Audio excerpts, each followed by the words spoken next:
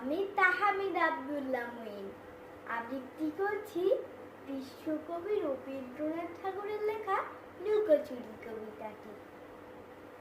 আমি যদি দুষ্টুমি করি চাপার গাছে চাপা হয়ে ফুটি, ভোরের বেলা মাগো ডালের পরে কুচি পাতায় করি লুটোপুটি, তবে তুমি আমার কাছে হারো, তখন কি মা চিনতে আমায় পারো? তুমি ডাকো খোকা কোথায় ওরে, আমি শুধু হাসি যুক্তি করে। যখন তুমি থাকবে যে কাজ নিয়ে, সবই আমি দেখবো নয়ন মেলে।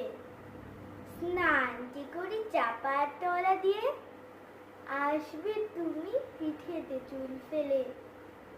এখান দিয়ে পুজোর ঘরে যাবে, দূরের থেকে ফুলের গন্ধ পাবে।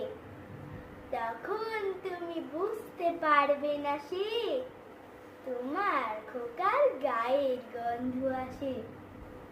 দুপুর বেলা মহাভারত হাতে বসবে তুমি সবার খাওয়া হলে।